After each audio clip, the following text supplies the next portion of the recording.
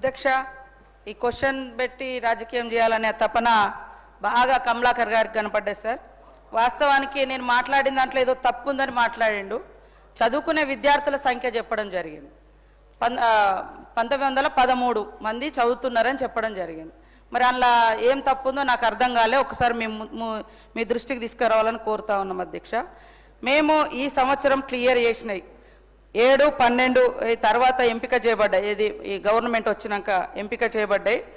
SC కింద 210 మంది sir. దరఖాస్తులు 676 వచ్చినాయి సార్. దాంట్లో 210 మందిని సెలెక్ట్ చేయడం జరిగింది. బీసీ సంక్షేమ శాఖకు 300 మంది విద్యార్థులను సెలెక్ట్ చేయడం జరిగింది. మైనార్టీ శాఖ ద్వారా 500 మంది విద్యార్థులను మరి సెలెక్ట్ చేయడం జరిగింది అధ్యక్ష.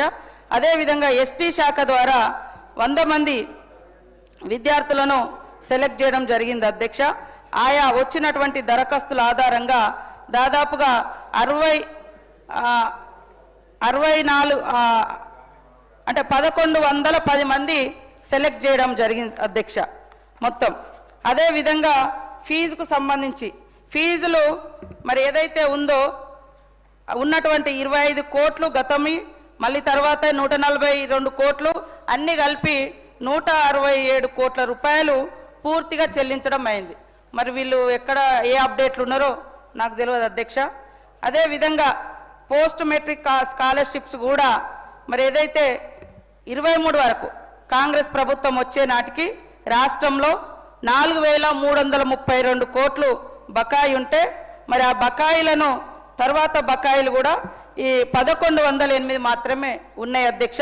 వాటిని కూడా క్లియర్ చేయడానికి మరి మా ఆర్థిక శాఖ మంత్రి క్లియర్గా చెప్పడం జరిగింది అధ్యక్ష. ఈ 2-3 రోజుల వాటిని కూడా క్లియర్ చేస్తారు అధ్యక్ష.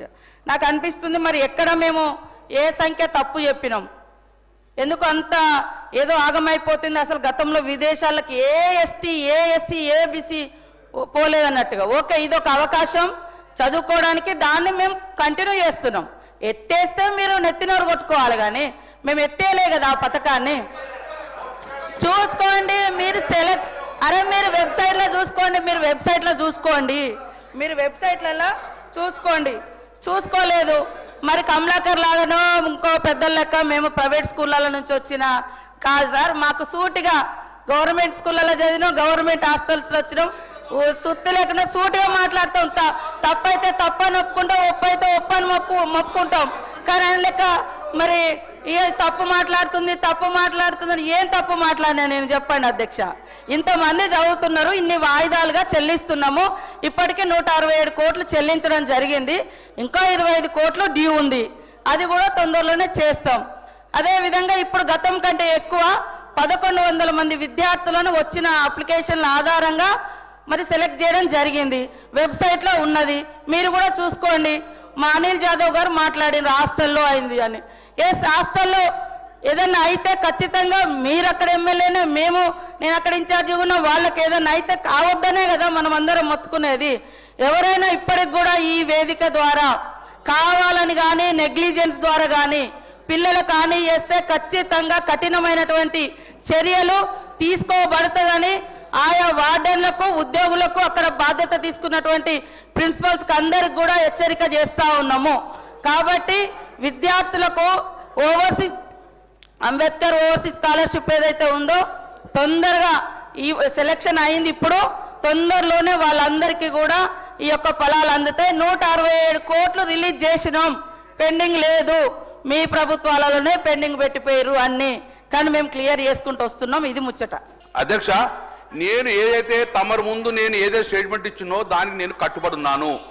నిన్న మార్నింగ్ 12 గంటలకు కూడా నాకెవరు చెప్పరు, కమిషనర్ చెప్పారు. కాబట్టి వెబ్సైట్ ఓపెన్ చేస్తే 12 గంటలకు రిపోర్ట్ డౌన్లోడ్ చేసింది మీ దగ్గర ఇచ్చిన అధ్యక్ష.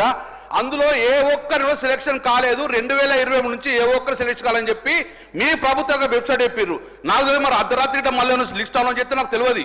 కానీ క్లియర్గా నిన్న మధ్యాహ్నం 2 గంటల వరకు కూడా గవర్నమెంట్ పోర్టల్లో ఉన్న డౌన్లోడ్ చేసిన ఒక్క బీసీ, ఒక్క ఎస్టీ, ఒక్క మైనార్టీని కూడా ఇంతవరకు సెలక్షన్ చేయలేదు, ఒక్క బ్రాహ్మణ సెలెక్ట్ చేయలేదు. కాబట్టి దేనిని కట్టుబడి ఉన్నాను. దానికి సీతక్క గారు క్లారిటీ ఇవ్వాలి. ఇస్తామని చెప్పాలి, కట్టుబడి ఇస్తారు. ఇంతవరకు పోని అది అనౌన్స్ చేసిన పేర్లు ఇవ్వండి. మీరు ఎంతమంది పేర్లు అనౌన్స్ చేసిండో ఇవ్వండి, ఇప్పుడు ఉంటాం మేము. గంగుల కమలాకర్ గారు 15 నెలల కమలాకర్ అధ్యక్ష మా ఆవేదన కూడా విన్నారా అధ్యక్ష? మంత్రి గారు మా ఆవేదన కూడా విన్నారా? మంత్రి గారు స్పష్టంగా జవాబు చెప్పినారు. సరే క్లారిటీ ఏంటి అధ్యక్ష? అధ్యక్ష ఫైనల్ గా ఈ బీసీ ఎస్సీ ఎస్టీ మైనార్టీ యొక్క నిధులు మొత్తాలు కూడా ఫస్ట్ ఫేజ్ గా సెకండ్ ఫేజ్ కానీ ఎంత లోపల క్లియర్ చేస్తారు? ఖచ్చితమైన డేట్ మీ ద్వారా గౌరవ మంత్రి గారు అనౌన్స్ చేయాలి. తర్వాత Jio number 10 important. Jio number 10 పక్కకు పెట్టకండి, దయచేసి దీన్ని ఇంప్లిమెంట్ చేయండి. స్వదేశంలో ఉన్న కూడా విద్యార్థులకు ఐఏఎం కాలేజీలో చదివే అర్హత ఉంటుంది కాబట్టి ఒక్కొక్కరికి 2 లక్షల రూపాయలు కూడా మంచి పథకము. దీని కూడా ఎంత లోపల మీరు పథకాన్ని ఇంప్లిమెంట్ చేస్తారో గౌరవ మంత్రి గారు ఇంపార్టెంట్ ఇష్యూ కాబట్టి బడుగు బలహీన వర్గాలు చెందిన ఐటమ్ కాబట్టి క్వశ్చన్ కాబట్టి గౌరవ మంత్రి గారు డైరెక్షన్ ఇవ్వాలని చెప్పి గౌరవ మంత్రి చెప్పాలని చెప్పి నేను కోరుతున్నాను అధ్యక్ష. గౌరవ మంత్రి క్లియర్ చేసిన లిస్టు కూడా ఇస్తా ఆయనకు, ఎంతమంది పాత పెండింగ్ క్లియర్ అయినాయో విత్ నేమ్స్ ఇస్తాం సార్. అది కూడా మీకు ఎస్సీ ఎస్టీ బీసీలు ఎవరెవరు కావాలో మొత్తం డీటెయిల్స్ ఇవ్వడం జరుగుతుంది. ఆల్రెడీ శాంక్షన్ చేసినాక శాంక్షన్ కాకుంటే వాళ్ళ లిస్ట్ అవుట్ కాకుంటే కాలేదని చెప్తా. లిస్ట్ అవుట్ అయింది కాబట్టి మీ చేతికి ఇవ్వడం జరుగుతుంది. గతంలో లిస్ట్ అవుట్ కాలేదు, నేనే ఆ రోజు ఈ సీఎం గారు చూస్తున్నారు ఎడ్యుకేషన్, నేనే ఆ రోజు ఆన్సర్ ఇచ్చిన. ఈ రోజు కూడా నేనే ఆ రోజు ఇంకా కాలేదు చేస్తామని చెప్పిన, ఈ రోజు అయింది ఇస్తామని చెప్తున్నా. 167 కోట్ల రూపాయలు పాత బకాయిలు ఇచ్చినాం, ఇంకా 25 కోట్లు పెండింగ్ ఉంది, అది కూడా తొందరలోనే క్లియర్ చేస్తాం. క్లియర్ అయిన లిస్టు కూడా పంపిస్తాయి సార్. జియో 10 కూడా తప్పకుండా నేను మా విద్యాశాఖ మంత్రి గారు సీఎం గారే ఇప్పుడు చూస్తూ ఉన్నారు కాబట్టి వారి దృష్టికి తీసుకెళ్లి తొందరలోనే మీకు ఆన్సర్ చేయడం జరుగుతుంది అధ్యక్ష.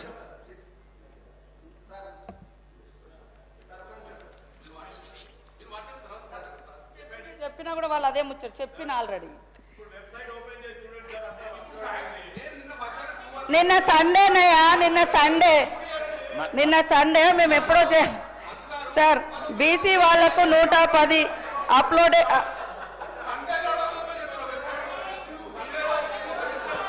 అయినాయి సార్, అప్లోడ్ అయినాయి ఆల్రెడీ. నేను చెప్పిన సంఖ్య ప్రకారం ఇప్పటి వరకు బీసీ సంక్షేమ శాఖలో 310 మందికి చేయడం జరిగింది. గతం కంటే ఎక్కువ డబుల్గా సీఎం గారు అన్ని ఎస్సీ ఎస్టీ బీసీ మైనార్టీలది వాళ్ళ అప్లికేషన్స్ ఆధారంగా వాళ్ళ రిజర్వేషన్స్ ఆధారంగా అన్నీ కూడా తీసుకున్నారు. పేర్లు పెట్టేస్తాం సార్, అంత ఆతృత పడాల్సిన అవసరం లేదు.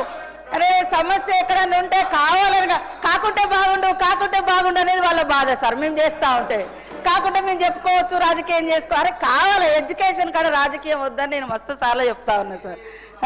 మీరే చెప్తున్నారన్నా ఆగు. ఆయన అయితే బీటెక్ కాలేజీలో రామ్టెక్ కాలేజీలో చదువుకుని ఆయనకు నాలెడ్జ్ ఉంది. నేను ఎస్టీ గర్ల్స్ హాస్టల్ ఎండాకాలం వానకాలం చదువు లెక్క నాదైంది సార్. అయినా కూడా సమాజాన్ని చదివిన కాబట్టి కొంచెం సమాజ జ్ఞానం పబ్లిక్ ఇచ్చిన జ్ఞానంతో ఈ స్థాయిలోకి వచ్చిన సార్ నేను.